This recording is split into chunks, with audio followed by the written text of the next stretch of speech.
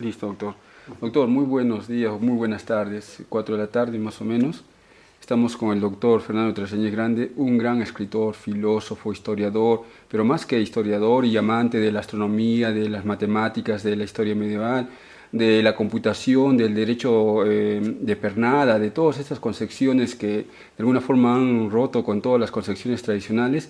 Es un ser humano de carne y hueso, como diría Unamuno, o alguien que va más allá del bien y del mal, como diría Fernando de Tresegné, alguien que no solo tiene el talento del derecho y de la psicología, sino también el talento de la humanidad, que es lo que nosotros resaltamos en su conjunto. Un hombre variopinto, un hombre, si me lo permite, en el buen sentido de la palabra por su libro, un hombre posmoderno, un hombre con hálitos de filosofía, hálitos de todas las cosas buenas que puede haber en el conocimiento. Un hombre variopinto. Doctor, muy buenas tardes. Muy buenas tardes y muchas gracias. Creo que ha exagerado un poco mi presentación, un poco No, bastante, doctor. pero le agradezco muchísimo la simpatía con que la ha hecho, Sí, ¿no? la verdad es que yo le tengo mucha admiración. Queríamos aprovechar por hacerle algunas preguntas académicas simples, ¿no? Como para que lo que nos interesa, además de muchas cosas de usted, es que usted cada vez que escribe un libro habla apertura a conocimiento. Es decir, la gente lo escucha o lo lee y entonces de pronto no solo lo conoce a usted, sino a través de usted conoce a muchos autores. Y lo bueno es que conoce buenos autores, buenos escritores, buenos filósofos, buenos historiadores, ¿no? Entonces seguirlo a usted es como jamás perder el tiempo, es además ir por el camino correcto. Esa es la sensación que nos deja. Entonces, en esa sensación queríamos hacerle una entrevista más o menos así, ¿no? En un contexto simple, sencilla, ¿no? No arcana ni nada por el estilo. Con mucho gusto. Usted, me dicen, esto lo está buscando en el internet, usted nació el 3 de septiembre de 1935. Entonces tuvo Nada menos. nada menos, bastante tiempo ya ha pasado, ¿no? Se graduó usted en 1960, a eso de los 25 años me parece. Me gradué en 1960 con 25 años, efectivamente, sí. Yo Sí, estudié en el Colegio de la Inmaculada, el Colegio de los Jesuitas, aquí en Cnú, hasta el año 52. Y después del año 52 entré a la universidad y luego me he graduado en el año 60. claro. Entonces allí hay una idea importante. Usted viene sus padres fueron Ferdinand de Traseñís y Maec y Rosa Grande y Vázquez de Velasco. Sí, exacto. Mi padre era belga, mi madre era peruana, ¿no? Mi abuelo materno fue embajador del Perú en Bélgica y ahí es donde se conocieron. Y mi abuela materna, ¿no es cierto?, que quería mucho a su hija y al mismo tiempo quería mucho al Perú, ¿no? Cuando Ya. mi papá le propuso quería casar con ella, le dijo, yo estoy de acuerdo, a usted lo queremos mucho aquí en la familia, me parece estupendo, pero usted viene al Perú. Ah, ah, o sea, Y inmediatamente dejaron la embajada y se vinieron al Perú. Y mi papá llegó un mes después. ¿ah, sí? Así fue la historia, porque leyendo yo en una de las biografías que habla en usted, se leía que usted había sido, que era su mamá la que lo había convencido a su papá de quedarse en el Perú, en tener amor al Sí, Perú. mi abuela. Ajá. Porque una vez casados, una vez que mi papá vino para casarse y todo, le ofrecieron varios puestos importantes en otros sitios, ¿no? Pero mi abuela siempre decía, no, usted no se puede llevar a mi hija, ¿no es cierto?, acá del Perú y no se puede alejar del Perú. Y Ah, entonces ya. él fue dejando hasta que se ambientó tan bien que ya era mitad peruano, ¿no es cierto? Realmente se quedó en el Perú todo el tiempo, ¿eh? Murió en el Perú, ¿no? Ya, claro, él, según lo que también he leído, él hizo una labor extraordinaria llevando la cultura a Europa, ¿no? Al reino de Bélgica, me parece que hizo contactos para que mucha gente de aquí fuera a pasantías, a maestrías, doctorados. Sí, sí, ¿Conoce sí, usted sí. qué personajes así interesantes? Él estaba en la Embajada de Bélgica, Ajá, estaba a cargo precisamente de las becas para la Universidad de Lovaina, que es una ya, universidad tan importante, ¿no? Y entonces él envió a muchas personas, que eran personas en ciencias sociales, en diversos aspectos, ciencias sociales creo que fue lo más, envió, ¿no es cierto?, ahí a Bélgica y terminaron ahí sus estudios en la Universidad de Lovaina y obtuvieron un grado de ahí que era muy importante internacionalmente, ¿no? Claro, ¿recuerda usted algún personaje así de la historia, renombrado del Perú, que haya seguido esos estudios? No me acuerdo exactamente los nombres, pero había, por ejemplo, una de esas personas Ajá. que regresó y fue profesor de la Universidad Católica, pero no me acuerdo su nombre, era profesor de Ciencias Sociales. Y lo curioso es que después vino un amigo de él, que había sido belga, que había sido compañero de clases allá, y también vino aquí y también fue profesor. Mm, doctor, usted hace un discurso que da a la incorporación de la Academia Peruana de la Lengua. Allí habla usted sobre su niñez, algo, ¿no? Que le gustaba las matemáticas, la astronomía. ¿Nos puede relatar algo más de su niñez, algo que le haya impactado respecto a cualquier tema, filosofía, literatura o juegos, algo de la niñez que le haya marcado en su vida, aparte de la Ilíada y Héctor, que la comente usted ya aquí, ¿no? Bueno, en realidad mi padre me insistió mucho desde muy niño, ¿no es cierto?, en libros. Y me Ya, traía libros de regalo, libros de niños, ¿no? Pero me traía estos libros y todo, ¿no? Y yo comencé a juntar mis libros. Entonces ya, esto comenzó a ser una gran afición. Hasta ahora tengo una biblioteca de esas que es así, de madera chica, no sé, claro, donde yo ponía mis libros cuando era chico. Esa la tengo en mi dormitorio. te recuerdo. Pero ahora que salgamos de aquí de la biblioteca, ¿no es Ajá, cierto? Le voy a enseñar en la puerta de entrada que está ahí abierta, en la parte de atrás de la puerta, ¿no? ajá, Hay una hoja escrita con una pésima letra, ¿no? ya. Bueno, yo lo he encontrado de casualidad entre mis papeles antiguos. Ese era mi catálogo de mi biblioteca cuando yo tenía 10 años. No le creo. Que yo mismo escribía mi Usted mismo hacía catálogo. su catálogo de libritos. Sí. Era más de cuentos. Entonces, claro, yo me dediqué mucho a eso, ¿no es cierto? Pero al mismo tiempo, claro, me da curiosidad muchas cosas, ¿no? Yo siempre he sido una persona curiosa, ¿no? Y entonces también me incliné, como usted me decía hace un momento, por la astronomía, por ejemplo, ¿no? Hay un momento que quise ser astrónomo, pero después creo que mi papá me convenció que eso no era muy fácil Ya, y que habría que irse a Estados Unidos y la cosa complicaba mucho, ¿no?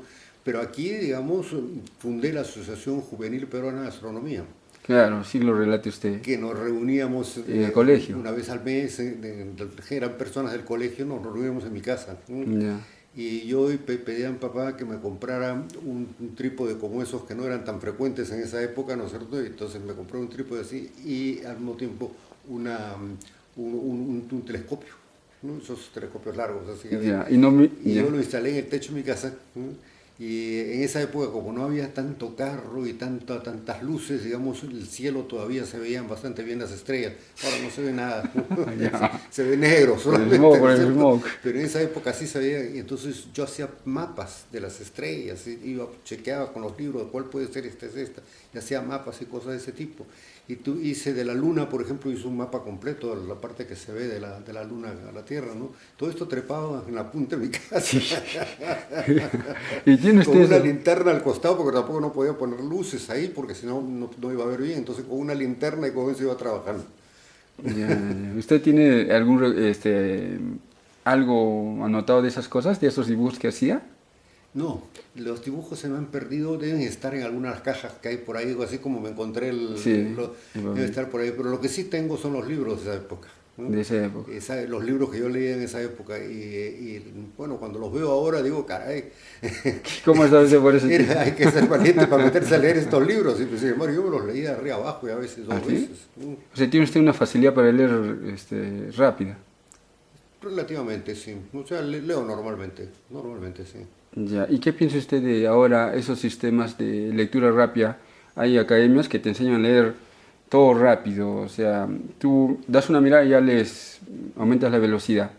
Bueno, yo no conozco eso, tendría que probarlo para ver cómo es, ¿no es cierto? Pero yo creo que la lectura es también un gusto, tiene un sabor, ¿no es cierto? Que uno tiene que ir aprovechando conforme va leyendo, ¿no? Claro. Entonces, eso de leer a toda carrera no me parece tampoco tan práctico, ni por las ideas que se le quedan a uno dentro, ¿no? Ni por el placer Claro, el de placer, leer, ¿no? ¿no? Claro, el placer lo que lleva a las ideas. Doctor, usted, yo antes de venir aquí estaba intentando leer la obra de Fernando Savater, La aventura del pensamiento, sobre Sí. todo los filósofos, ¿no? Sí, sí, sí, sí. Entonces, Sabater es el filósofo español, ¿no es cierto? claro, Vino claro. acá al Perú, una oportunidad vino acá al Perú y le dieron, hicieron un almuerzo en, no me acuerdo qué grupo era, había un grupo que le hizo un almuerzo. Me invitaron y yo estuve sentado al lado de Sabater, ¿no es cierto? ¿Así? ¿Y qué tal? ¿Cómo, qué le Sí, pareció bueno, es una persona muy, muy simpática, muy inteligente, muy, muy inteligente, ¿no? Ahora, bien firme en sus cosas, ¿no? ¿Así? Tenía su posición. Él no daba oportunidad de discutir mucho, sino Ah, ya, planteaba él hablaba.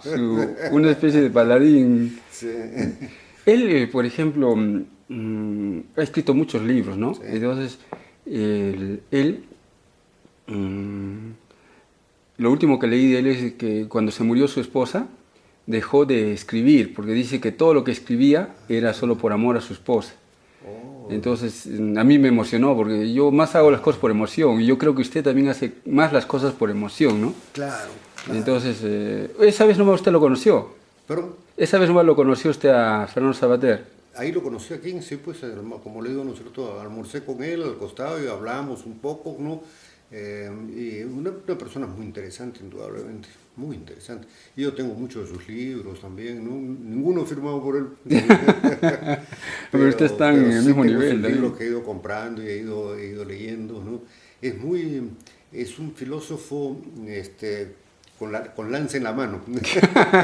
Con las de Bueno, en ese libro estaba leyendo, y entonces recordaba algo. Rousseau escribió el libro El Emilio, a pesar de que, y también sus confesiones, ¿no? Donde relata, Claro, ¿no? Que ha escrito claro. todo. Bueno, entonces él habla lo que todo el mundo sabe, que el niño viene bueno y todo, ¿no? Pero usted en una de sus entrevistas dijo que es de Hobbiano, de Hobbes, ¿no? Entonces, Dije que Hobbes, Hobbiano, de Hobbes, Hobbes. Usted dijo que era joviano, de Hobbes, ¿no? que era, sí, Que usted era joviano. que yo era partidario de Hobbes, Sí, sí, digamos. sí. Sí, Sí, posiblemente Hobbes me interesó mucho en un momento determinado. Ahora, son cosas que uno dice en un momento, pero no quiere decir que realmente uno se vuelva así, digamos, ¿no? Simplemente es una manera de decir que me ha tocado mucho y que me ha interesado mucho, digamos, ¿no? claro, sí yo veo la parte positiva de eso, lo que usted quiere Sí. decir, es organización, orden, Sí. ¿no? Disciplina. Hobbes para mí, ¿no es cierto? Es una persona, puede tener una serie de problemas, una serie de críticas quizá, pero es una persona impresionantemente interesante. Fue muy dejado de costado más bien por razones religiosas, digamos. ¿Eh? La iglesia no lo vio bien, ¿no es cierto? Esto que dijera que el hombre, pues, cuando ya comienza a tener una vida, digamos, comienza a pelearse unos con otros, ¿no es cierto? Y Ajá. entonces la iglesia no le pareció eso bien, ¿no? Y lo criticó mucho, ¿no? Pero a mí me gustó mucho sus planteamientos, me parecieron que sí eran planteamientos interesantes, que sí revelaban un tipo de situación y que al mismo tiempo las propuestas que él hacía para solucionar el problema era una propuesta difícil pero buena, que era la democracia. Claro, claro, Era la democracia con uno que mande, eso sí, pero que sepa mandar, ¿no es cierto? Que sepa claro. mandar, eso es muy importante, ¿no? Muy importante. Y entonces, a mí me gustó, ¿sí? Le gustó Job.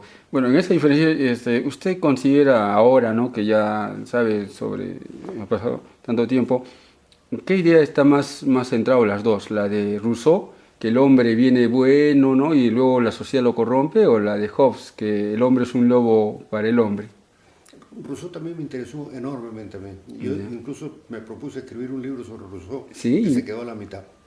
No llegué a terminarlo, ¿no? A ver, Rousseau me parece una persona también extraordinaria, con una altura de pensamiento, ¿no es cierto?, muy grande y todo. Y yo creo que en el fondo, cuando él dice que el hombre no nace bueno, ¿no es cierto?, y la sociedad lo corrompe, en realidad creo que ¿cómo se llama? Con que acabamos de hablar Hobbes, con Hobbes, en realidad están casi diciendo lo mismo, pero lo claro, el dice desarrollo. con otro vestido. Cada vez que yo hablo sobre Rousseau me acuerdo de Voltaire. De Voltaire. Sí, y su diccionario filosófico. Claro. ¿Se acuerda? ¿Tiene usted referencia de él, seguro? Sí, sí, pero yo ¿Qué? Voltaire reconozco poco. Voltaire le he leído algunos libros de novelas, porque él escribió novelas. Claro, Era un tipo también bien especial. Toda esta gente ha sido realmente gente impresionante. muy impresionante, sí, muy impresionante. Sí. ¿Cómo lograban eso? Sí, O sea, yo lo tengo a usted como una especie de sí, de Rousseau, Voltaire, claro, porque ellos tenían mucho conocimiento, ¿no? sí.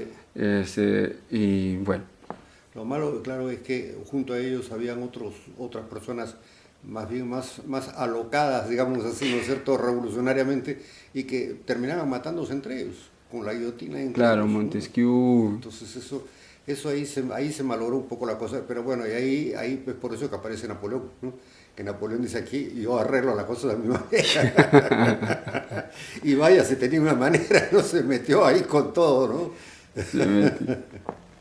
Em, Luego, en esto de la niñez que quería escarbar un poquito más en usted, yo he leído unas historias respecto a John Stuart Mill, cómo lo formó su papá, Respecto a quién, John Stuart Mill, sobre la libertad, sí, cómo lo formó su papá, no recuerdo, no recuerdo, ya, puedo haberlo leído, pero no recuerdo, sí. claro, o Beethoven, cómo lo formó también su papá, o No, Giovanni Papini, Beethoven no, ellos ¿no? no conozco Ya. O sí, Giovanni Papini, tampoco. ya, bueno, son personajes que han sido educados, han desarrollado el talento por la disciplina de sus padres. Allá, Entonces, esa claro, era más o menos la idea. ¿Usted claro. tiene alguna experiencia así al respecto de la disciplina de los padres? Bueno, sí y no. O sea, mi padre era muy rígido, ¿no? Duro, pero al mismo tiempo muy suelto en otras cosas, ¿no? Ya. Entonces la combinación para mí me ¿Le convenía, gusta? digamos, ¿no? Sí. Él, digamos, cuando yo era muy chico, cuando tenía 10 años o esas cosas, ¿no? Como le digo, me traía libros, cada vez que yo estaba enfermo me traía libros, y siempre eran libros de personajes importantes, ¿no?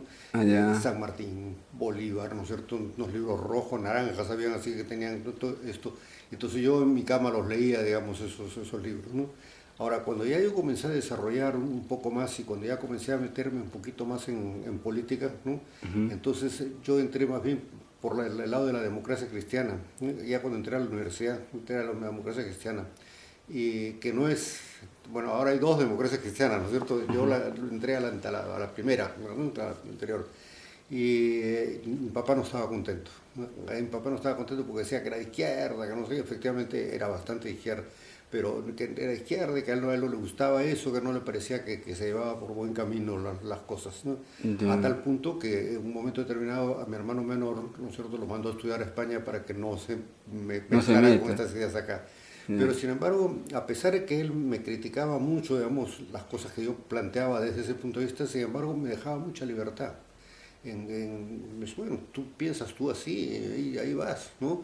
Eh, yo, por ejemplo, tuve sentimientos de libertad, digamos, muy importantes cuando, por ejemplo, un momento determinado, nosotros íbamos al colegio en unos ómnibus que los jesuitas se habían llamado góndolas, ¿no? Ya ¿Por las qué? Porque góndolas.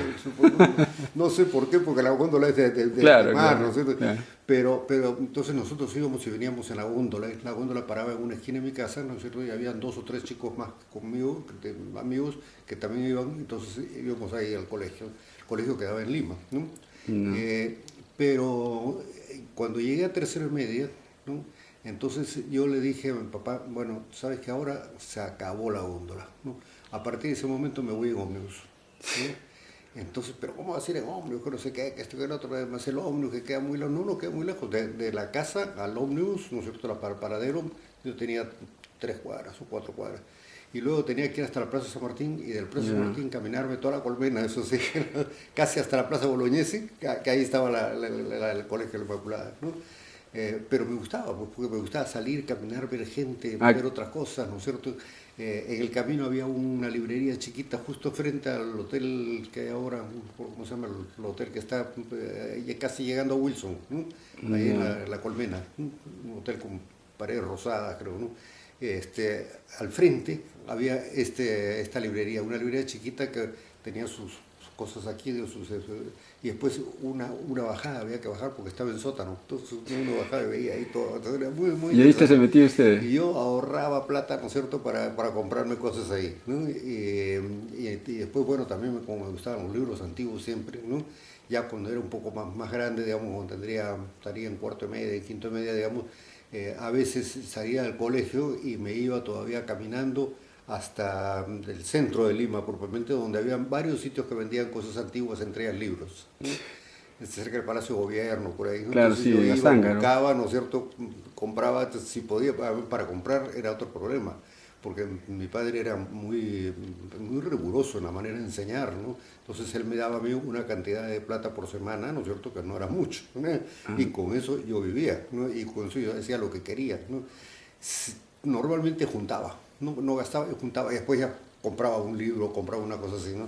Pero a veces me encontraba con que había gastado y que había un libro muy interesante, entonces ahí mi padre sí me lo daba. Ah, le daba para el Sí, libro. me lo daba, porque me preguntaba con todo detalle cómo es ese libro, de qué se trata. Bueno, es un libro de 1600, ¿no es cierto?, que se trata de cosas del Perú. Está bien, eso me parece interesante, has escogido bien. Ahí está. Entonces, bueno, así fue pues mi vida inicial, digamos, ¿no es cierto?, la parte del colegio y de todo eso, ¿no? Ah, Al colegio le tengo yo mucho agradecimiento porque realmente creo que los jesuitas manejaron muy bien la educación.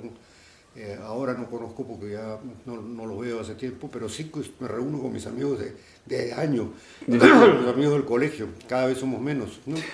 Pero claro. nos reunimos de tiempo en tiempo, almorzamos juntos, ¿no? Y recordamos todas las cosas del colegio, que realmente fue para nosotros, creo, un impulso muy importante, muy importante. En ese tiempo, yo me acuerdo en el colegio, en ese tiempo hicieron alguna travesura fuera de lo normal. Perdón, ¿Hicieron alguna travesura fuera de lo normal en el colegio? ¿Se acuerda usted de algo? no creo. ¿No le prendieron, por ejemplo, fuego a la mesa de la profesora, así? No, nosotros nunca. Claro, jesuitas. Mi hermano, Ajá. el segundo de mis hermanos, ¿no? El tercero es el que lo mandó a España para evitar que se Que sea contamine. de izquierda. Pero el segundo, digamos, era bien movido y todas estas cosas, ¿no? Y a la larga terminó en España después también, pero muchos años, Leopoldo. pero este, ¿no es cierto?, que era bien movido, un día como un profesor le dijo no sé qué cosa, ¿no? Le puso una piedra grandaza en la tarimita, que hay la tarima donde se sientan, ¿no? Entonces le puso ahí de tal manera que si subía y no se daba cuenta se iba a caer. Lo botaron del colegio, entonces se fue a otro colegio. Doctor, ¿su madre cómo ha influido en usted, su mamá? ¿Cómo? ¿Su mamá cómo ha influido en usted? ¿Cómo siente que ha influido en usted? Bueno, mucho también. Comenzando desde cosas tan simples como, por ejemplo, en mi casa se hablaba francés o español indistintamente. Mamá hablaba francés perfectamente. Mamá había pasado, mis abuelos habían pasado 15 años en Europa. Estuvieron una buena parte porque mi bisabuelo era médico y lo que a él le interesaba era la homeopatía que acababa de salir. Entonces se llevó a sus 7 hijos con su esposa a Francia porque él quería entrar a un hospital en que se tocara la homeopatía. Entonces se metió al hospital y efectivamente estuvo ahí 2 años o 3 años creo. Y después de eso el gobierno peruano le ofreció que pudiera ir como embajador, en esa época no llamaba embajador, sino llamaba ministro plenipotenciario, ¿no? A Alemania, ¿no? Pero que no le podían pagar un centavo, ¿no es cierto?, porque en realidad esto no era pues la parte de la diplomacia de carrera ni nada de estas cosas, ¿no? Se le estaba pidiendo un favor, ¿no? Ya. Entonces mi abuelo, que había juntado plata para este viaje y que no le iba mal, digamos, en esto, dijo, bueno, Alemania es justamente donde ha surgido la homeopatía. Entonces, perfecto, yo voy ahí, voy por el Perú y me gusta ir por el Perú, ¿no es cierto? Y al mismo tiempo voy a tratar de ver con la gente, los homeópatas de acá. Entonces se fue así, hasta yo creo que ha sido 1925 más o menos, en que el gobierno peruano vio que las cosas en Alemania estaban muy bravas, ¿no? Y esto se iba a poner muy serio. Entonces prefirió mandar una persona ya del mismo ministerio, ¿no? Entonces le ofrecieron a él que por qué no iba en las mismas condiciones, sin pagarle, pero en las mismas condiciones, a Bélgica, ¿no? Ya. Y ya ahí, ya un poco como por quedarse en Europa, mi abuelo se pasó a Bélgica con todos sus hijos. Ya tenía un hijo más que nació en Alemania todavía. 8, ¿no? Y entonces es ahí donde se conocieron mi padre y mi madre. Entonces, ¿qué pasó? Que cuando llegaron a Lima hablaban indistintamente francés o castellano y yo les oía hablar las dos cosas y ni me daba cuenta de que habían cambios en esto, ¿no? Yo Ya. tenía ahí un chico que en ese momento estaba yo ¿cómo se llama? Antes de primero de primaria, ¿no? Transición, No es transición, uno de esos sitiecitos que hay, que hay una señorita que se encarga con los chicos y juega. guardería, Claro, una cosa así, digamos, ¿no? ya. Una especie de guardería. Entonces, yo me pusieron en una de esas que quedaba a una cuadra de mi casa, ¿no? Ujú. Entonces, yo como estaba en mi casa oyendo todo esto en francés y todas estas cosas, hablaba con acento francés el castellano, ¿no? Ya, Entonces comenzaron a burlarse los chicos, ¿no? Y se reían y no sé qué, yo me pegaba, había líos todo el día, ¿no? Entonces mamá se enteró de esto. Entonces mamá me hizo entrar a su cuarto, cerró la puerta con llave y me dijo, de aquí no sales hasta que no puedas pronunciar la R en la forma normal. Ahora ponte a hacer y así me puse a hacer, porque yo no sé, me tuve que decir, no sé, claro, como de la francés. garganta, Ya. entonces tenía que hacer con la punta de la lengua. Bueno, entonces eso para dar una idea de cómo mamá estaba siempre pendiente mía, digamos, pendiente mío y tratando de ayudarme en la vida y en todo. Conforme he ido creciendo y todas esas cosas, mamá siempre fue un apoyo, siempre fue una ayuda muy grande, ¿no? Claro, lo ha direccionado. Pero Lo ha direccionado, más o menos. me direccionó mi papá más en el aspecto, digamos, de los libros y de las cosas y de todo eso, y mamá en el aspecto moral, digamos, ¿no? Cómo debe ser uno moralmente, ¿no? Claro, usted en Bélgica, según estoy leyendo, se hablan indistintamente tres idiomas, ¿no? En Bélgica Sí. sí, se habla el francés, ¿no? Y en el norte se habla una especie de holandés que se llama el flamenco, ¿no? Mi papá era de la zona francesa, entonces él hablaba francés, ¿no? Y no sabía hablar flamenco. Ahora los belgas están casi obligados a hablar los dos idiomas, pero en esa época todavía está. Doctor, usted terminó en la universidad, en la Pontificia Universidad Católica del Perú, este, pero en una de las entrevistas, estudio de Derecho en la Pontificia, en una de las entrevistas que le hace Cecilia Valenzuela, usted dice de que su papá quería que sea diplomático y usted quería Sí. ser, bueno, iba a aceptar ser diplomático, pero que no le quedaba tiempo y que usted quería casarse y que eligió el derecho. ¿Puede narrarnos más o menos esa historia? No, yo no recuerdo eso, no recuerdo porque no es porque que me faltara tiempo y que quería casarme, aunque sí, bueno, en última instancia yo terminé, claro, terminé Ya, derecho, no es que me puse a estudiar derecho, terminé ya. de eso, yo estudié derecho, Ujú. ¿no? Y terminé derecho y yo quería ser, también aprovechar para ser de repente diplomático, por lo menos a ver cómo me iba en eso, pero yo era de jurista, ¿no? Era de derecho, ¿no? Y, pero resulta que no permitían ahora que ya entrara una persona a Relaciones Exteriores si no había pasado por lo que iba a ser el colegio, ¿no es cierto? Esto de la Academia de Relaciones Exteriores. Y esa academia nunca tenía lugar. Yo terminé Derecho y no, la academia no funcionaba. Y pasó un año más y no funcionaba. Hasta que dije, me olvidé. Ya se olvidó, ya no quiero saber más de esto. Porque no dejaban entrar a nadie que no hubiera pasado por esa academia que no existía. Qué Es raro eso. una cosa de locos, ¿no? Pero a veces pasa cosas así ¿no? Las administraciones, ¿no? Ya, Entonces, yo ya ahí sí abandoné mi idea de de ser diplomática diplomático. totalmente, sí, totalmente. Ya. Cuando usted escribió la idea del derecho del, la idea del derecho en el Perú republicano del siglo XIX, manda usted una idea fundamental que es la modernización tradicionalista. Pero eso también me hace recordar que esa idea, eh, eh, ¿había alguna otra idea en otro autor que usted conocía? ¿Cómo nace esa idea de la modernización tradicionalista? No, no, no recuerdo de otro autor que yo me haya sido guiado, digamos, por poco por la línea de otro autor. No, yo comencé ahí simplemente no sé por qué se me ocurrió hacer eso, porque esas cosas que a uno le pasan, ¿no? Que de repente Claro, digo, si le caray, esto prende parece la... algo interesante. A ver, vamos a ver, y después pasa una semana y dice, esto que estaba pensando, a ver, ¿no? Entonces uno va poco a poco manejando hasta que uno decide transformar esto en un libro, ¿no? Entonces a mí me pasó con eso, con el libro ese que fue el primer libro que escribí, ¿no? Eh, ¿Cree y, todavía que seguimos en la modernización tradicionalista? pero es que ya ahora se ha complicado demasiado las cosas, ¿no es cierto? Yo ahora, por ejemplo, otro día en el CADE, ¿no? Ujú. Yo les decía, eh, nosotros estamos ahora viviendo una posmodernidad, ¿no? En realidad hay una modernidad que surge en el siglo XIX, ¿no? Después después de lo político de la Revolución Francesa, ¿no? Pero sobre todo en el aspecto científico, Ujú. surgen las grandes fábricas, ¿no es cierto? Surgen en realidad todo este tipo de negocios que hacen un movimiento a través de todo el mundo. Ya las cosas ya no están por separadito así, ¿no? Sino que el mundo se vuelve un gran mercado, pero al mismo tiempo un gran mercado peligroso, ¿no?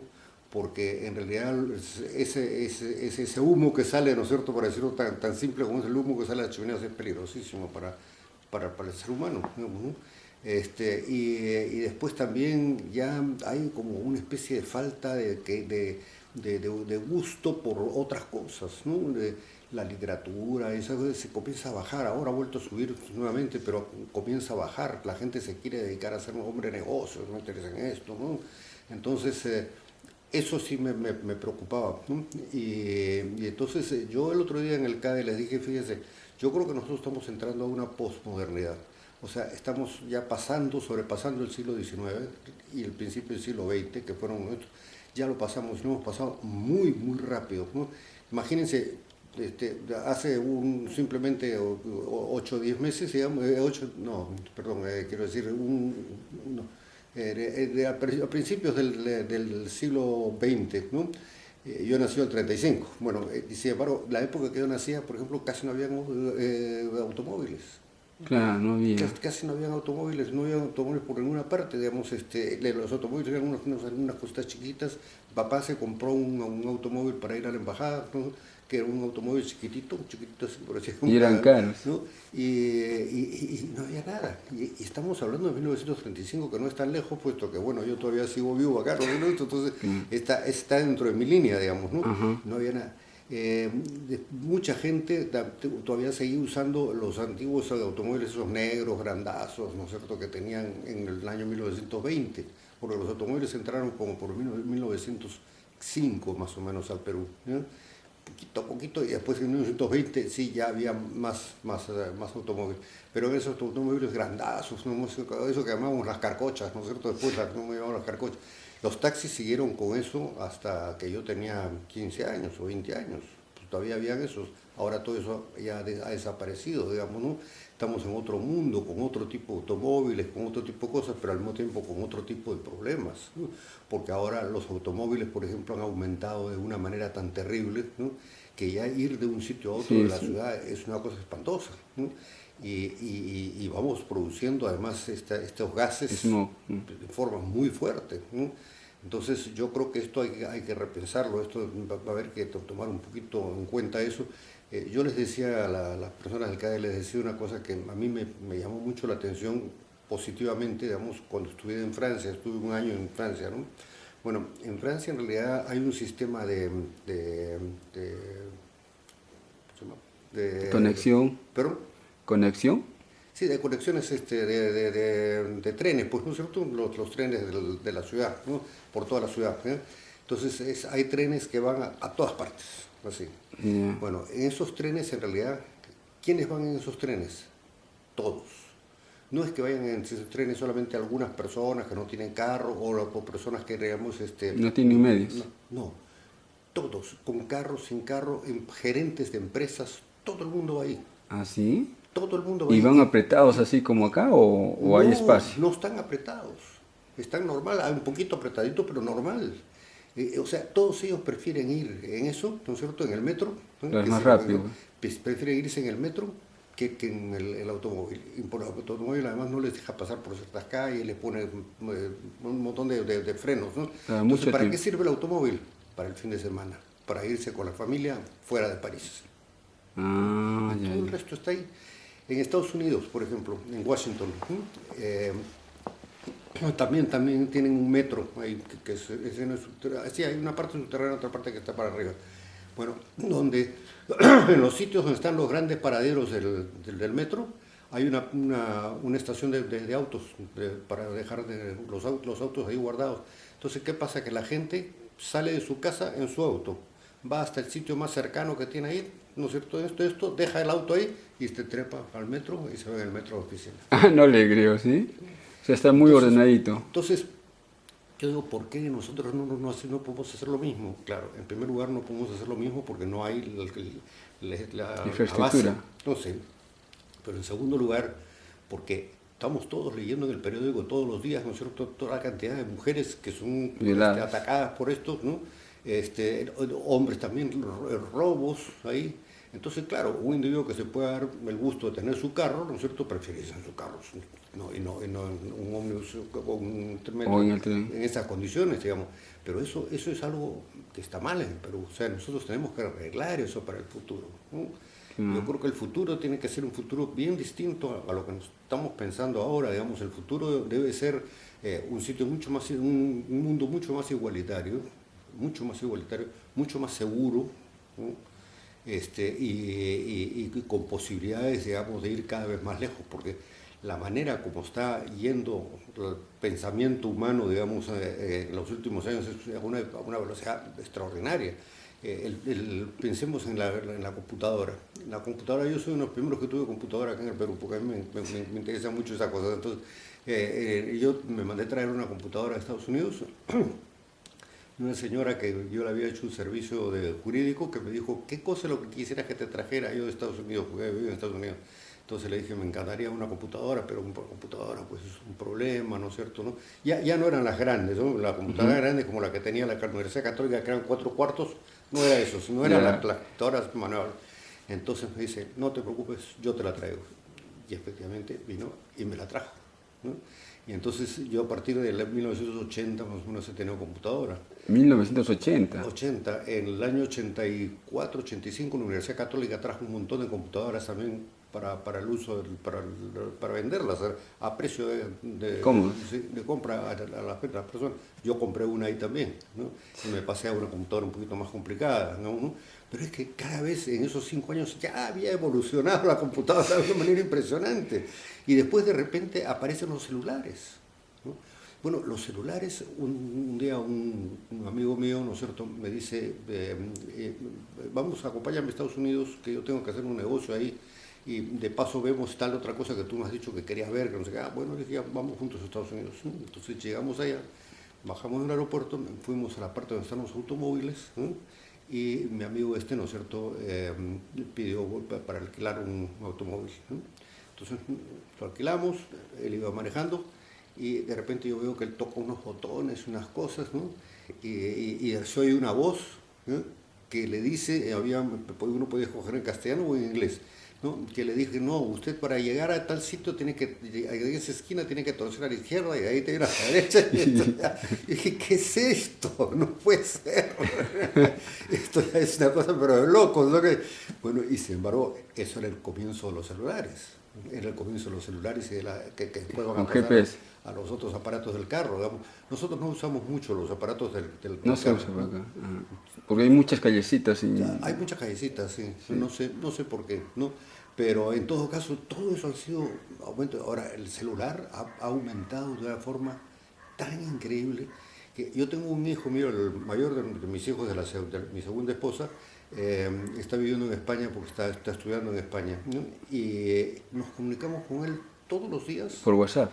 Por WhatsApp, que no nos cuesta nada, ¿cierto? Entonces es fabuloso, es fabuloso, el mundo se está uniendo de una manera realmente increíble. Ahora, dentro de ese mundo que se reúne así de una manera increíble, tenemos pues explosiones por distintos lados terribles, ¿no?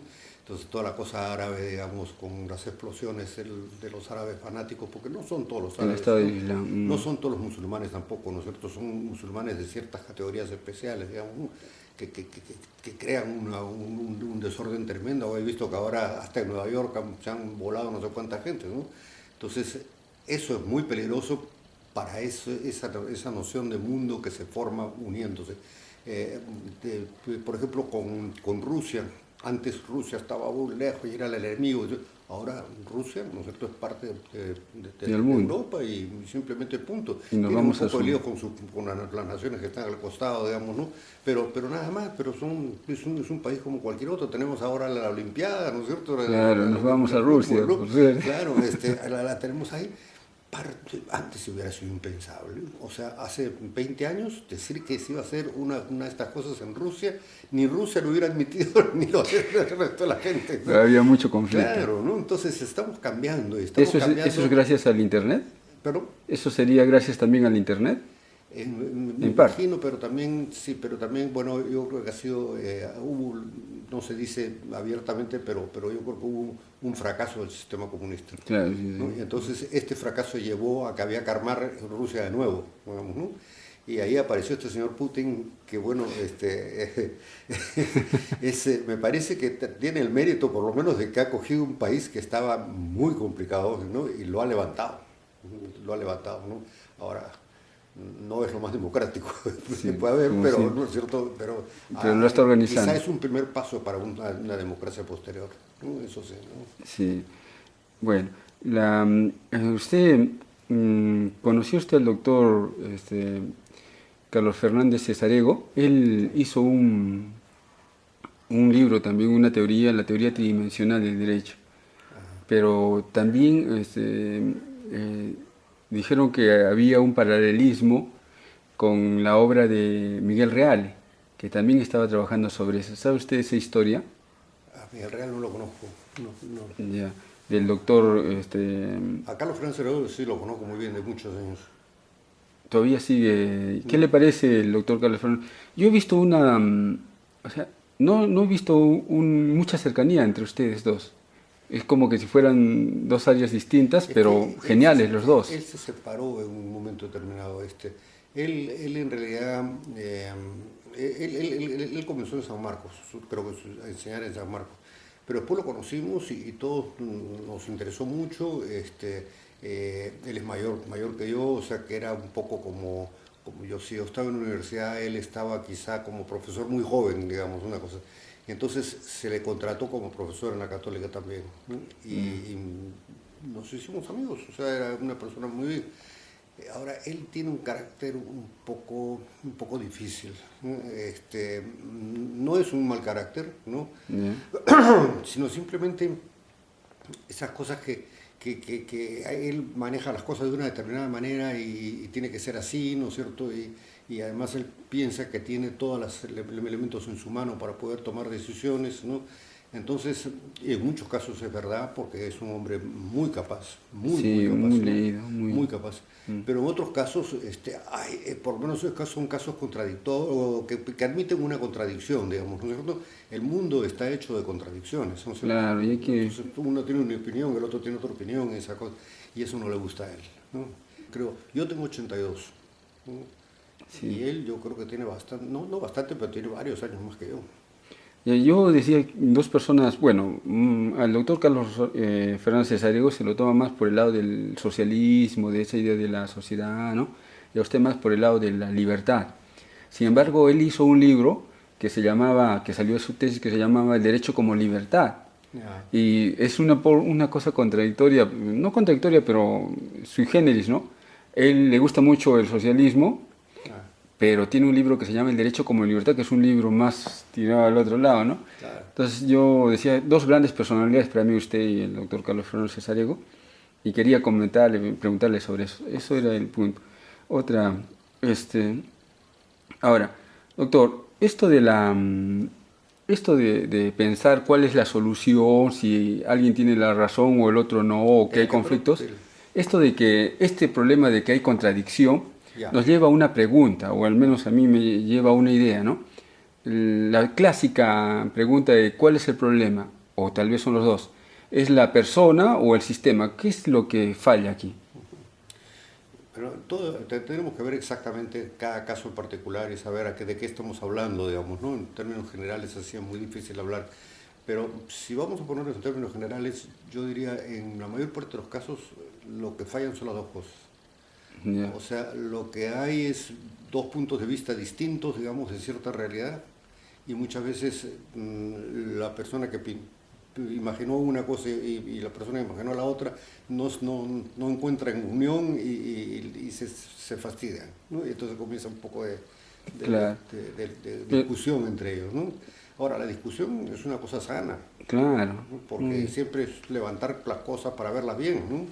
Ajá. En una institución pública, siendo más específico, ¿usted cree que el problema de las instituciones públicas está más en el sistema que los organiza o en las personas que trabajan dentro de esos sistemas? Esto en una institución pública. Esto lo digo por esto, porque cada vez que uno va a una institución pública y hace un pedido, pues, por ejemplo, municipalidades, ¿no? Tú en la misma en diferentes municipalidades tienes diferentes respuestas para un mismo pedido. Y eso se trata, según lo que yo he visto, ¿no? Es que no es el sistema en ese momento, sino la persona dice ya, podemos resolver esto así, aunque este sistema dice esto otro, pero de aquí encuentra una solución. Pero otros no la encuentran, ponen la traba. Entonces, esa era más o menos la pregunta de si es, por ejemplo, si yo a usted le digo, tenemos este problema, ¿usted lo resuelve de acuerdo a su naturaleza, a su condición de querer resolver las cosas? O si usted es una persona negativa, va a encontrar un problema más, ¿no? No va a encontrar una solución. No, a ver, bueno, es un poco complicado. Yo diría, ¿no es cierto?, que en primer lugar, yo, salvo cuando estuve de practicante, ¿no es cierto?, como abogado, yo no he vuelto a regresar a las oficinas públicas. O sea, no he tenido no maneja eso. ningún manejo con las oficinas públicas, no he presentado nada ahí, ¿no es cierto?, bueno, la partida de nacimiento de mis hijos. Pero no, yo prefiero mantenerme ausente, digamos, me mantengo ausente de eso, ausente de la política también, ¿no? Que tampoco no estoy de acuerdo, ¿no? Me parece, no está para mi temperamento, es necesario que exista la política y que haya gente, ¿no es cierto?, que quiera meterse a fondo en eso, pero no está para mi temperamento. Yo claro, no es su temperamento, yo también pienso lo mismo. No a todos nos tiene que gustar la gallina, ¿no es cierto? Claro. Entonces no ha vuelto a lo público. No. Nada, desde la época así, bueno, que me mandaban a presentar un recurso en tal sitio, en el Ministerio de Hacienda o no sé qué, nada más, ¿no? Sin tener mayor relación. Entonces, ahora más bien yo lo que estoy haciendo son informes legales, ¿no? Entonces, ya no estoy trabajando tampoco en la parte propiamente ni de arbitraje de árbitro. Claro. Eso muy poco, tengo algunos todavía, ¿no? Pero no estoy trabajando tampoco digamos, ya llevar un juicio, digamos, yo mismo, ¿eh? Ya no quiero, ya fue. Pero lo que estoy haciendo ahora es, yo hago informes para personas que tienen un problema, ya sea arbitral, ya sea judicial. Judicial ahora hay muy poco, en el campo del comercio, en el campo, ¿no es cierto?, de las empresas, ya todo el mundo se va más bien al juicio. No al juicio. Al árbitro. Se va, claro. Entonces, ahí lo que hacen es, me piden a mí, alguna de las partes, me pide que yo dé una opinión imparcial, pero que yo diga lo que pienso respecto de lo que ellos están diciendo en el juicio, en el arbitraje, ¿no? Entonces yo preparo una cosa que puede tener pues desde 4 páginas hasta 50 páginas. Para decir una opinión sobre eso. Entonces, sí, eso es lo que estoy haciendo ahora y ya me he alejado un poco de toda la cosa práctica, digamos, ¿no?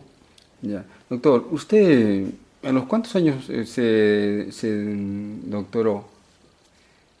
A los 44 me parece, según...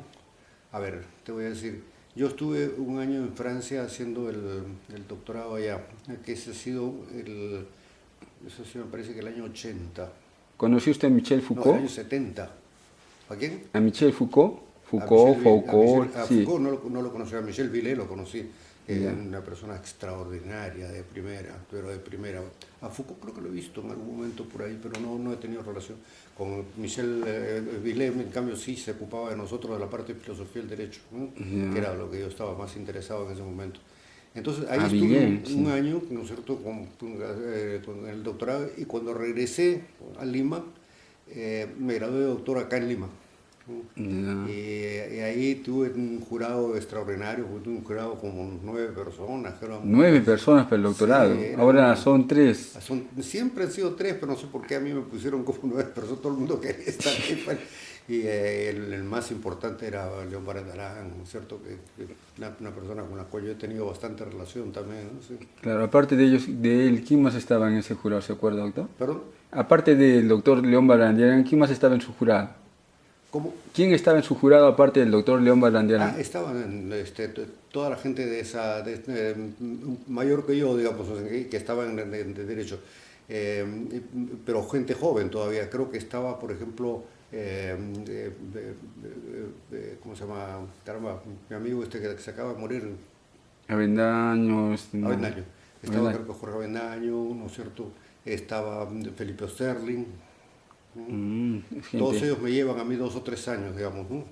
Ya, doctor, y cuando yo leí que, bueno, no sé si esto es exacto, pero cuando leí que usted se había doctorado a los 44 años y sabiendo que usted es una persona que lee y escribe muy bien y mucho, entonces me hizo recordar el libro de Carlos Ramos Núñez, Cómo escribir una tesis en Derecho y no ejercer el intento, y también la de Humberto Eco, Cómo hacer una tesis, ¿no? ¿Por qué a esa edad se doctoró recién? Pero no, No, mucho. no, mucho, porque eso ha sido cuando he regresado, como te digo, de Francia. Y eso ha sido el 75, digamos, ¿ya? Y en el 75 yo tenía 40 años, sí, pues, 40 años. 40 años. ¿Por qué la demora? Y usted siendo un escritor tan grande, cree... ¿Por qué no me demoré hasta ese Sí, momento? Porque en ese momento no había doctorado aquí en el Perú, ¿no? O sea, la católica no tenía doctorado y no tenía ni tampoco, ni maestría tampoco, ¿no? O sea, uno salía simplemente de abogado, digamos, y punto, ¿no? ya, Y yo era profesor de ahí, ¿no es cierto? De eso, y estaba metido en eso, y sabía que no iba, no había. Entonces, para poder ver la forma de doctorarme, me dijeron, alguien me dijo, no sé quién estaba de rector en ese momento, no sé si José Tola, no sé, no, me dijo, bueno, pero lo que deberías hacer, un poco bromeando, me dijo, lo que deberías hacer, ¿no es cierto?, es hacer tu doctorado, tu estudio de doctorado en otra universidad, que no sea peruana, sino otra universidad grande, digamos, ¿no? Y después te gradúas acá, pues, ¿no? Porque entonces, como aquí no tenemos enseñanza, tú ya vienes con enseñanza dada, ¿no? claro. Y entonces O sea, usted ahí es uno de ya, los pocos también que ha sido doctor. pero Los primeros, uno de los primeros que ha sido doctor. uno de los primeros, sí. Y entonces ahí ya me entusiasmé con eso, y claro, me fui a Francia y como te decía que yo hablaba de niño francés, Claro. volví a resacar mi francés. Doctor, ¿por qué usted estudió en la Pontificia y no en otra universidad? Mira, mi papá fue el que me recomendó. No sé por qué en realidad, porque en ese momento sí tenía muy buena fama, ¿eh? O sea, la universidad era, ya estamos hablando del año 52, 52, 53, sí. Y la universidad tenía muy buena fama. Se había creado en 1917, creo, 18, ¿no? Eh, los profesores eran muy buenos, ¿no? Y en San Marcos había siempre un poco de revoltijo, digamos, ¿no? Y que venía un presidente, había la mezcla de lo político con Claro, los con la estudios. universidad. Entonces el papá me orientó más bien, ¿no? Y me dijo, mira, entra a la Universidad Católica. Claro, así fue. Hablemos un poco de deportes, doctor. Hemos leído que a usted le gustan los toros, la corrida de toros. Quien dibujaba sobre las corridas de toros era Víctor Humareda. ¿Usted lo llegó a conocer? ¿A quién? Víctor Humareda. No, No lo llegó a no lo he conocer, conocido, no. pero sí sabe sus pinturas No, sobre... no sé quién es Víctor Marea, no, Ya, es un pintor que pinta justo sobre los No, toros. ya sé cuál es, claro, Marea el pintor, sí, sí, Claro. sí, sí, sí, sí, sí, sí, claro. Ahora sí, pero ahora sí es que yo estaba pensando esas cosas cuando uno está Claro, está usted en plano de muchas los cosas. libros y de Ajá. no Y pensé. luego manda para otro Claro, lado, sí. María, por supuesto, es muy importante, sí. Sí. Sí, a mí me gustan los toros, ¿no es cierto? Bueno, tú decías a ver, vamos a ver el deporte. Bueno, Ajá. si vamos a ver el deporte, creo que lo vamos a ver hasta mañana, porque yo he hecho todos los deportes ¿Ah, y he sí? dejado todo de lado también. Bueno, no todos, pero yo, por ejemplo, a mí nunca me gustó el fútbol. O Ya. sea, yo Como Borges. no juego fútbol, Ya. ni tampoco iba al estadio, ¿no es cierto? Cuando era muchacho y eso duró hasta, estaba súper recasado, ¿no es cierto? O sea, yo fui una vez solamente al estadio. ¿Y por qué? Porque yo estaba en tercero de media y había un campeonato internacional en que Ya. jugaba el Perú. ¿eh? Ya. Y entonces los curas dijeron, los que quieran ir allá y que tengan boletos para ir, ¿no es cierto?, a esto, porque es un martes en la tarde, los que tengan boletos, bueno, pueden ir, con su boleto los dejamos salir. ¿eh? El que no tenga se quede estudiando acá. ¿eh? Entonces Ya. compré boletos.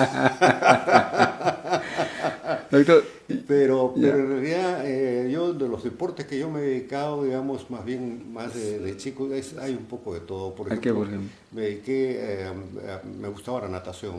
¿no? Después, primero la natación simple. Después de eso yo estaba en el club de regatas del norte de Chorrillos. Y entonces ahí también hice esgrima. Esgrima hice un buen Esgrima. tiempo, me gustaba muchísimo la esgrima, entonces hice un buen tiempo. Pero después se acabó por una tontería y es porque yo tenía en ese momento 15 años, digamos, ¿no? Mi papá no me podía llevar, yo vivía en la Avenida La Paz en Miraflores, ¿no? Ya. No sé si ubicas la Avenida La Paz, es cerca de la Quebrada, ¿no? Ya ubico Miraflores. Del lado de Miraflores. Entonces, mi papá no me podía llevar todos estos días que había clase, que eran 3 días a la semana, ¿no es cierto?, a esa hora, y después esperar y regresarme, porque él también tenía sus cosas, reuniones de diplomáticos y sus cosas, ¿no? Entonces yo tenía que ir por mi cuenta. Entonces yo iba caminando 2 o 3 cuadras enfrente mío y ahí se llegaba a la estación de tranvía. Me tomaba el tranvía y el tranvía me dejaba ahí en Chorrillos arriba. Y de ahí yo bajaba y tenía que bajarme toda, no había antes, ahora hay una cosa que hay así como una especie de ascensor ahí, ¿no? Pero antes no. Entonces tenía que bajarme todo esto hasta abajo, hasta la arena casi, y de ahí entrar, ¿no es cierto?, al club.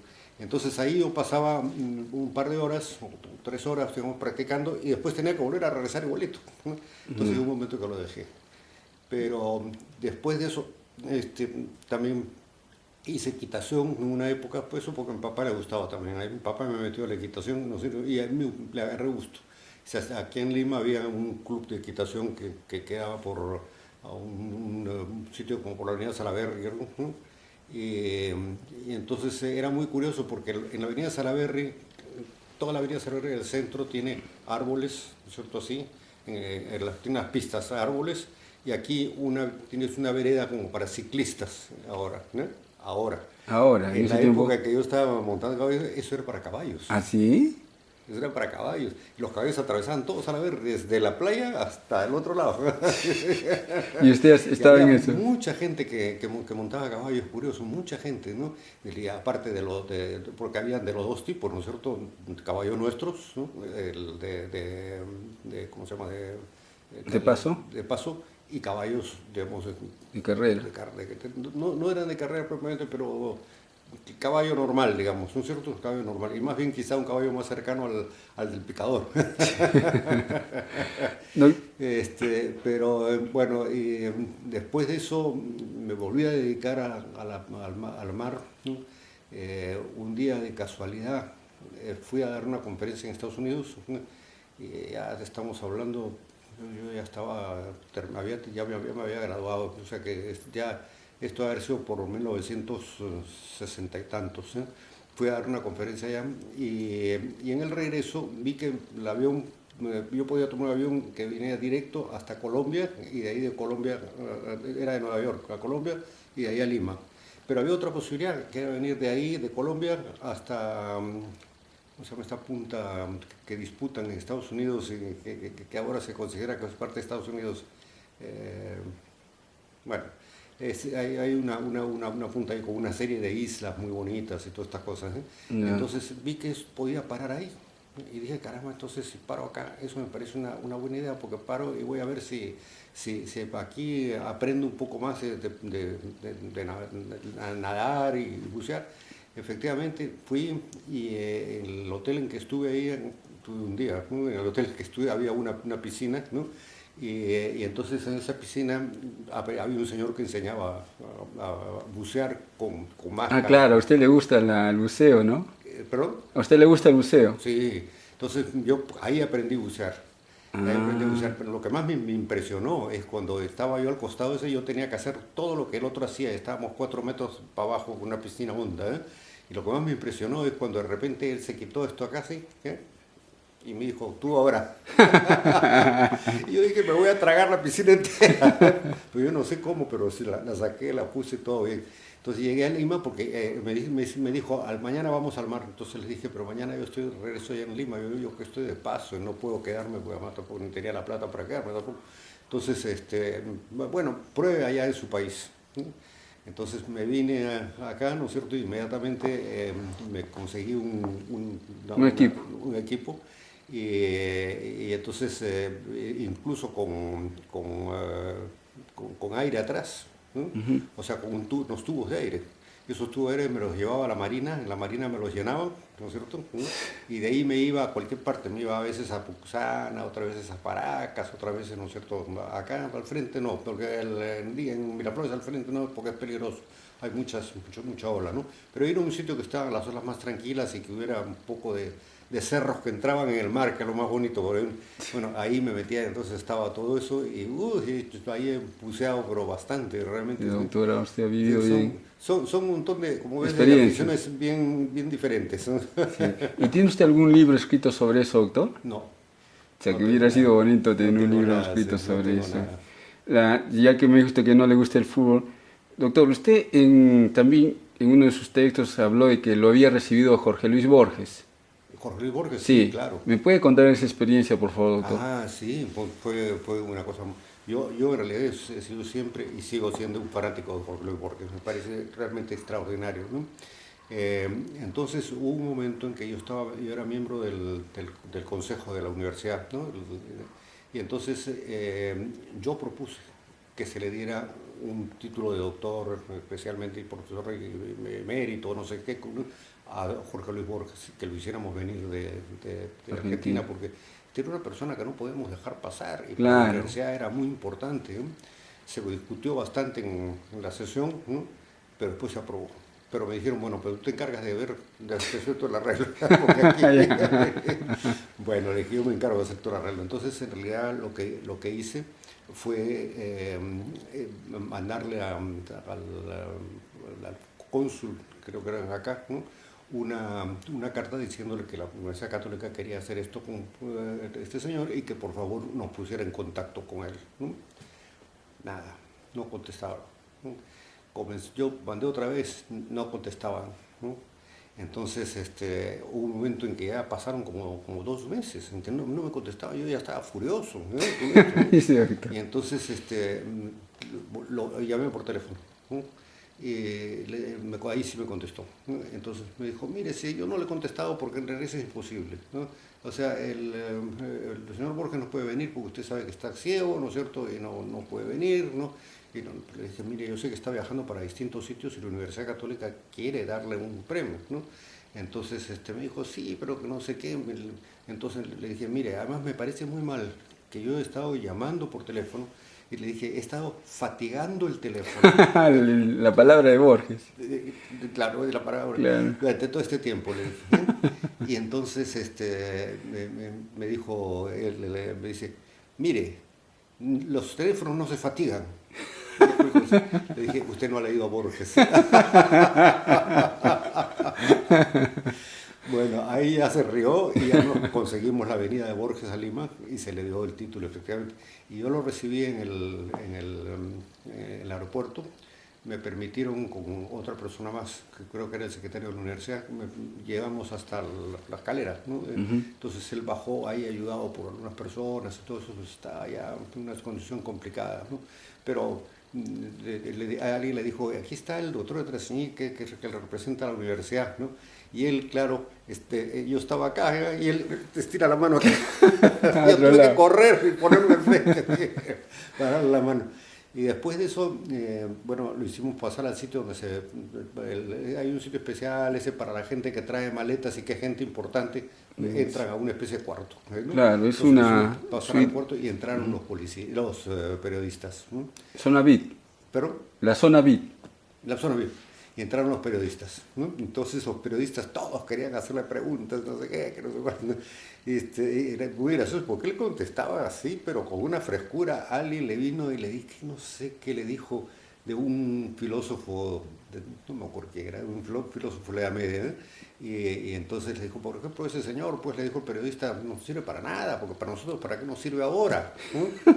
Entonces, miró hacia donde venía la voz, ¿cierto? Y le contestó algo que lo dejó pero plano, todos soltamos la carcajada. Eso tenía Borges, ¿no? Esas Sí, respuestas. sí, sí. Ese era... luego, usted, Fernando Esislo acaba de fallecer, ¿no? Como usted sabe.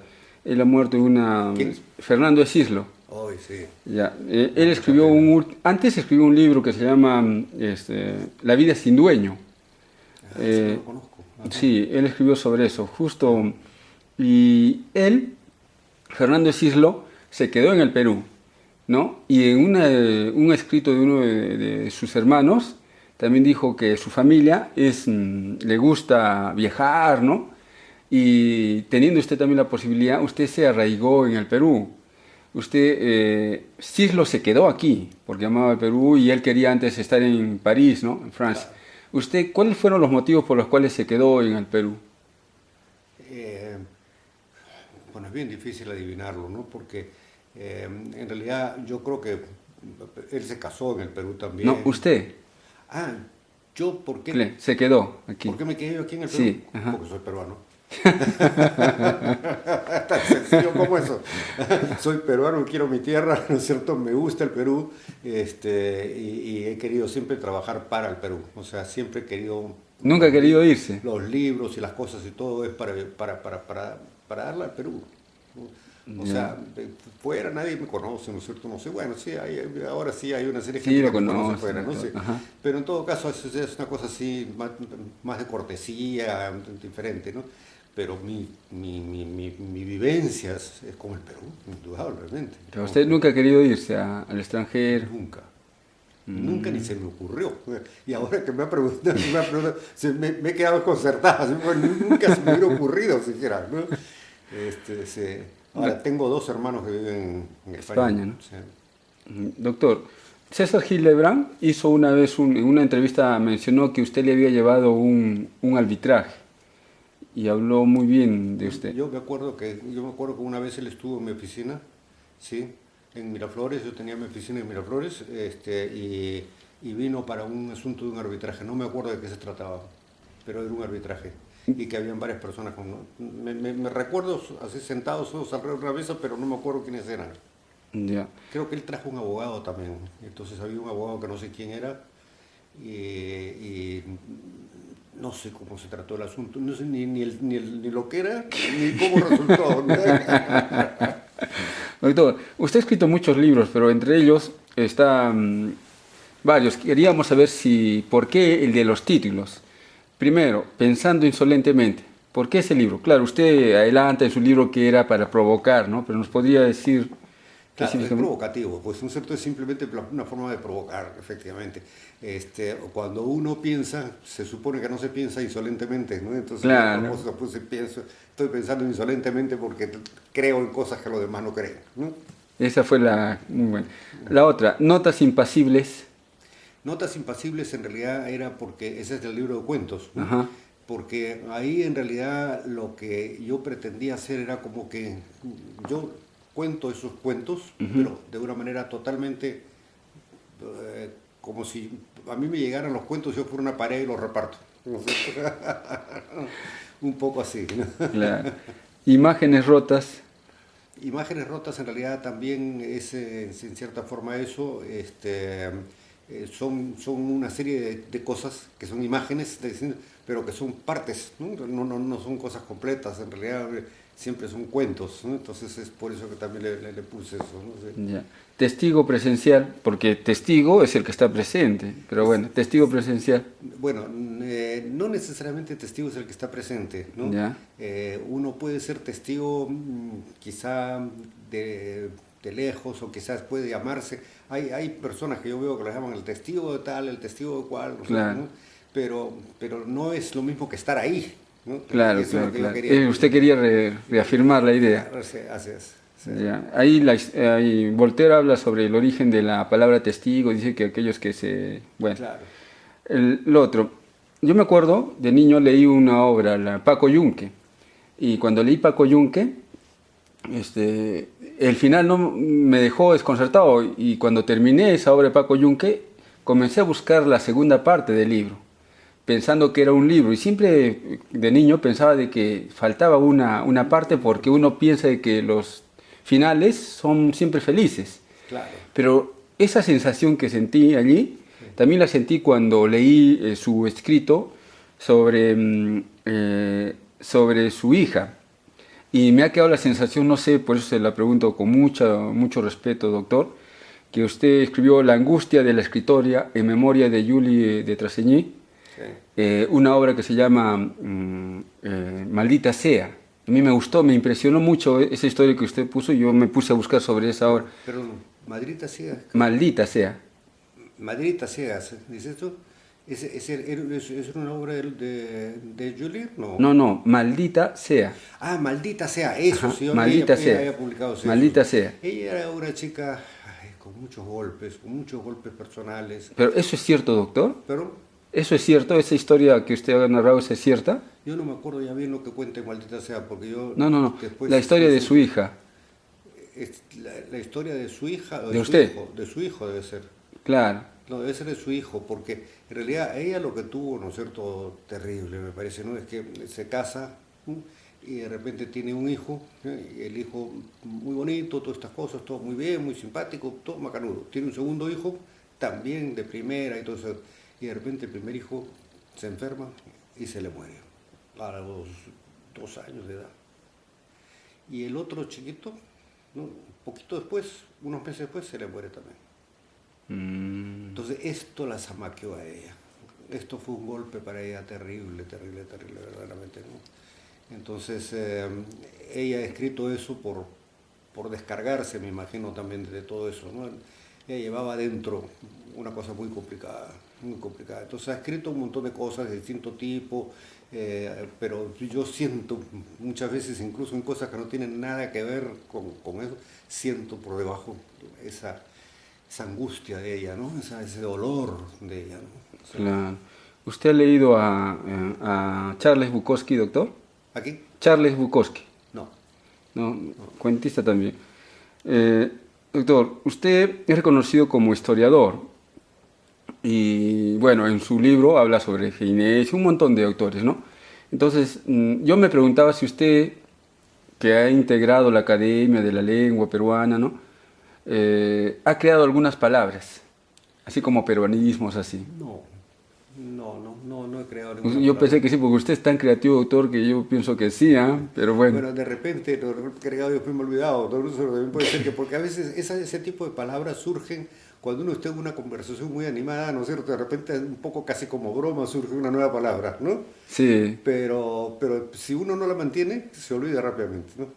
sí, puede ser. Doctor, ya las últimas preguntas, la última pregunta. Doctor, usted le hizo a León Barriendarán, al doctor León Barriendarán, en la entrevista, le hizo una pregunta importante que ahora se la voy a hacer yo a usted. Usted le dijo, ¿por qué él no fue juez? Y contó la historia de por qué. Nos gustaría saber su historia, doctor.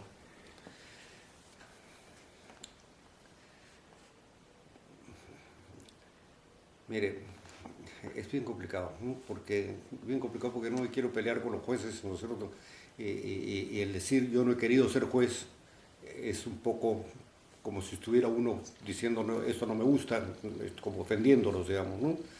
Entonces no quiero hacer eso con los jueces, ¿no? O sea, en realidad los jueces cumplen un papel que es muy importante, yo creo que muy importante, El problema es que muchas veces entre los jueces y los fiscales y los ¿cómo se llaman? Los otros, el que está detrás del fiscal, ay, ¿por qué me olvido yo de estas cosas? Estamos usándolos todos los días en los periódicos. Fiscales, procuradores, jueces. ¿No? O sea, los procuradores, los fiscales, ¿no es cierto? Y los jueces, yo creo que son sumamente útiles para el país, son sumamente útiles para cualquier país, digamos, ¿no? Pero creo que también fácilmente pueden dar lugar a situaciones muy complicadas. Entonces, yo no conozco eso, no me meto en eso tampoco, ni quiero meterme, digamos, ¿no? Creo que el juez tiene una función muy difícil, porque tengamos en cuenta, ¿no es cierto?, que el juez en realidad es el que tiene que decidir, mientras que los otros proponen, ¿no?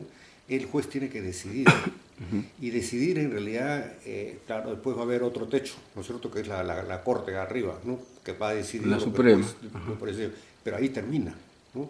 Pero ¿por qué en realidad es difícil? Porque el derecho, y creo que eso lo hemos conversado hace un momento también, o lo he visto en mis libros, el derecho en realidad es una lucha de planteamientos. O sea, cuando vamos los dos a un juez, cuando usted piensa de una manera y yo pienso de otra, estamos luchando, ¿no es cierto? No estamos de acuerdo. Por eso vamos a que un tercero vea si nos pone de acuerdo o no, si encuentra que quién tiene razón, ¿no? Pero resulta que en el campo del derecho yo creo que no hay razones absolutas. O sea, las razones son aproximativas. O sea, hay uno que parece tener más razón que el otro. Tan es así, ¿no es cierto? Tan es así, es tan inseguro esto, que no se deja en el juez el asunto, sino que hay una apelación a una corte superior, ¿no? Si en realidad el juez fuera simplemente una persona que no entiende nada de nada, que fuera una persona mal formada o de repente una persona con alguna maldad detrás, ¿no es cierto?, para malograr a uno u otro, entonces en ese caso, digamos, no iríamos a la Suprema. A la Suprema, ¿no? Pero en cambio aquí, digamos, lo que nos encontramos es jueces que con toda honestidad, siendo perfectamente honestos, encuentran con que hay un conflicto. Entonces resuelven ese conflicto como pueden, de una manera adecuada, ¿no? Pero esa manera adecuada es adecuada entre comillas, porque no hay una adecuación perfecta, no hay la adecuación plena, ¿no? Siempre habrá contradicciones. Entonces esto sube a la Corte Superior, en la Corte Superior ven el asunto desde otra manera. Si creyeran que el juez actuó mal, lo van a sancionar, pero nunca se les sanciona porque nunca actúan mal, simplemente actúan uniendo cosas y la Corte Suprema, la Corte Superior tiene que tratar también de encontrar en eso si tenía razón el juez o si quizá falta ajustar acá o falta ajustar allá. Claro, claro. Y lo que resulta de lo que diga la Corte Superior tampoco no es suficiente. Antes existía todavía la Corte Suprema, ahora ya no se va a la Corte Suprema, pero antes sí, el tercer lugar de la Corte Suprema. Ahora se corta, ya la subida se corta a nivel de la Corte Superior. Pero podemos decir con eso que ese señor de la Corte Superior el juez es una persona que es un genio que encontró la solución exacta. No, ha encontrado lo mejor posible. Pero es que en las relaciones entre las personas, en las relaciones jurídicas, no hay manera de encontrar la perfección, digamos. No es matemáticas. En matemáticas, si uno dice que 2 más 2 son 5, bueno, es una bestia. ¿No? Bueno, ahí no hay nada que hacer. Eso, 2 más 2 son 4. Pero en cambio, en un juicio, decir esto y decir esto otro no necesariamente se resuelve tan fácilmente. Entonces, yo creo que ahí eso es lo que hay que tomar en cuenta, ¿no? O sea, me parece que los jueces tienen un trabajo muy difícil, muy complicado, ¿no? Pero siempre aproximativo. Claro. Siempre aproximativo, porque no hay manera de llegar al 2 más 2. Claro, no es matemática. ¿A usted le gusta la matemática? No hay manera, ¿no? Ahora, de otro lado, digamos, lo que sí a mí esto no sé si vale la pena ponerlo, ¿eh? Pero comentario personal mío, pero lo que sí a mí me ha escarapelado un poco el cuerpo, yo no entiendo nada de derecho penal, ¿eh? Porque no, en la universidad yo me sacaba las pésimas notas en derecho penal. No le creo. Nada. Entonces yo no conozco mucho derecho penal. Pero sin embargo, una cosa que sí me parece humanamente intolerable, digamos, y no por las personas, que pues las personas pueden ser cualquiera, no sé quiénes serán, bueno, ni las conozco además tampoco personalmente, pero este grupo, por ejemplo, que se ha dicho que podría ser que estén involucrados en estas cosas con el Odebrecht, ¿no es cierto? Bueno, a este grupo se le manda a prisión preventiva por 18 meses, es decir, un año y medio.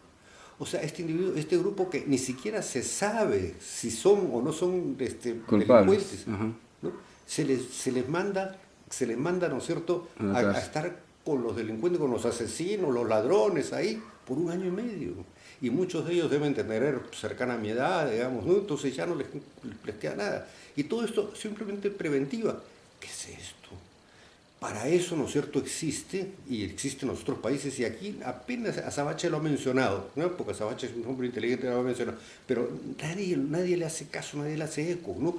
Y es que en otros países, cuando se quiere evitar que haya fuga, que es lógico que usted tiene que evitar que haya fuga, ¿no es cierto?, no se les mete a la persona a la cárcel con los ladrones, considerando como que si ya, y después se le dice perdón. Claro, y eso ya no se puede, es irreversible. Lo que se hace es se le pone estos grilletes electrónicos. Entonces, estos grilletes, y se le quitan los pasaportes, ¿no? Entonces, estos grilletes en realidad indican perfectamente dónde está la persona, ¿no? Entonces, la persona puede estar en su cama durmiendo, o puede haberse ido a trabajar, ¿no es cierto?, puede haberse hecho cualquier cosa, pero ya saben dónde está, y si encuentran después otras pruebas, bueno, ahí van y lo agarran y se lo llevan, ¿no? Claro.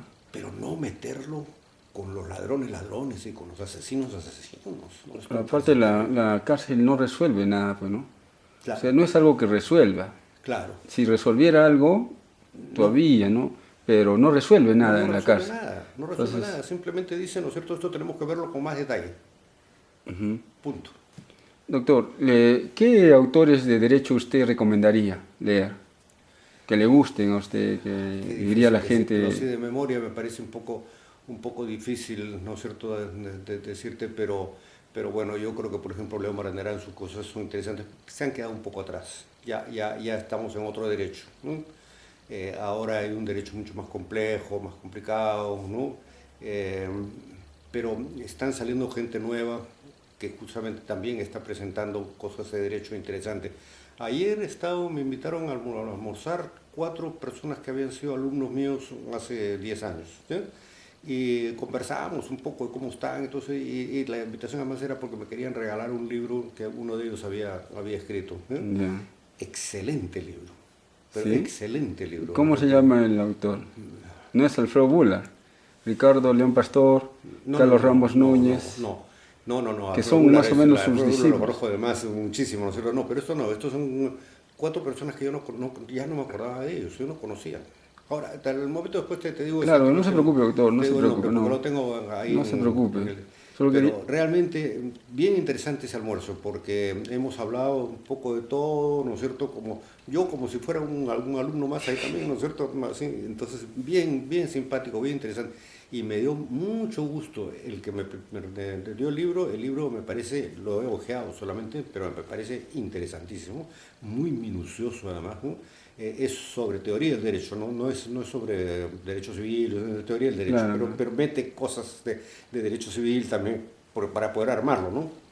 Después, los otros 3, que ellos no habían publicado nada, pero su conversación fue muy interesante, o sea, hemos conversado un poco de 10.000 cosas, ¿no es cierto?, vinculadas al derecho, ¿no? Muy interesante. Entonces, yo creo que hay mucha gente que en este momento está naciendo, digamos, al campo del derecho. Creo que varios de ellos eran ya profesores en la Católica hasta ahora, ¿no? Entonces, eso es una cosa muy positiva también, ¿no? Que no se dediquen solamente a la profesión, sino que entreguen parte de sí mismos, ¿no es cierto?, a educar a otras personas, ¿no? Eso me parece muy importante. Listo, doctor, no lo quiero incomodar más, realmente da ganas de preguntarle de todo, porque usted sabe de todo y es una persona especial realmente. Doctor, muchas gracias y espero no haberlo incomodado. Con mucho gusto, encantado.